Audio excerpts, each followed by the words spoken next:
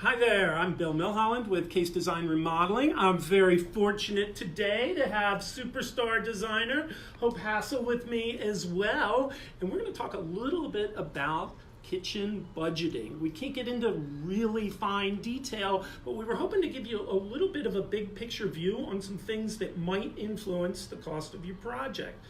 Hope, why don't we use what's right behind us?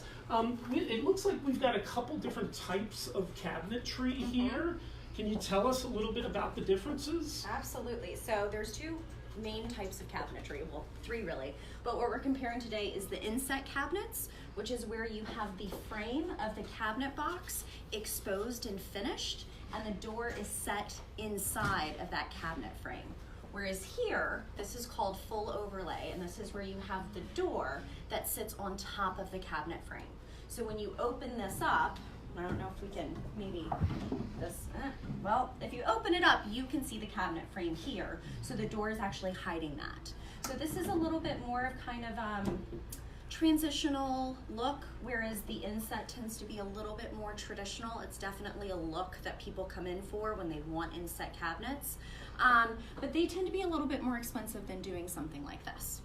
And then another big difference just between these two is this countertop's got a lot of movement going on, where this seems to be a little more solid. Is there a difference price-wise between those two? Absolutely. Any countertop that kind of has more movement to it and has more pieces of little quartz and recycled material, these are both quartz material. However, this has more movement to it. This is going to be more expensive because it's more expensive to fabricate. Whereas this, even though it's white and lighter colors tend to be more expensive than some of the darker colors, it's consistent, so they're not having to add any additives to it, and it's a lot easier to make, so it tends to be a little bit more expensive. And then we had just pulled out a sample, right? That even manufacturers matter in terms of costing. Absolutely. Can you talk a little bit about that? So as far as like countertop manufacturers, it's kind of like your generic grocery store brand versus your Kellogg's or whatever types of different brands you particularly like to buy. This would be your generic Harris Teeter brand of countertop. This is your Caesar Stone, so this would be your Kellogg's. So just based on the name alone, this is going to cost more money than this is, even though the product is virtually the same. Sometimes it depends on where they're manufactured. Some companies have facilities here in the United States, whereas some come from China. So that's something also to consider where you want your products coming from. But sometimes, your generic is going to cost less, obviously, than your name brand.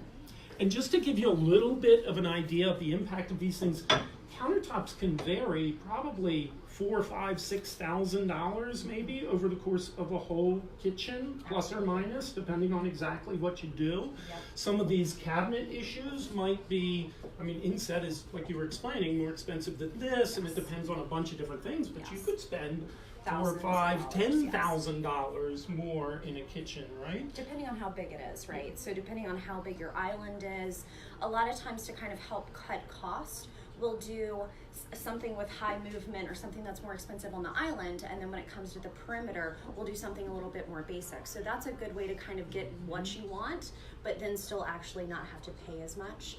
So that's one way to kind of cut it back a little bit. And then something, I don't know, maybe you can see, we were also looking at was the edge of the island here being built up to be much thicker, which I think is a fantastic look. And then this also has this Waterfall edge that turns down. Yeah. So this is a nice detail to add to islands, and they make it a little bit more substantial, which I like. However, it does cost per linear foot. So if we have this gorgeous 14-foot island here in our showroom, you're most likely not going to have a 14-foot island in your kitchen. That's great if you do. But you also have to think about the edge detail of your countertop, because that can certainly add cost. And sometimes it can be anywhere from $7 a linear foot up to $50 a linear foot. So it really kind of ranges as to what you want to do with that detail. So that's some of the benefits of working with a designer like Hope, is she can guide you through those decisions, and you can kind of pick what to splurge on, where to save, to end up with the kitchen of your dreams. Absolutely. So that's just a real quick overview. We can get into more detail on the website. We're going to post a link to a blog that outlines a little more information, but hopefully this was helpful. Thanks, Hope. Sure, anytime. Terrific.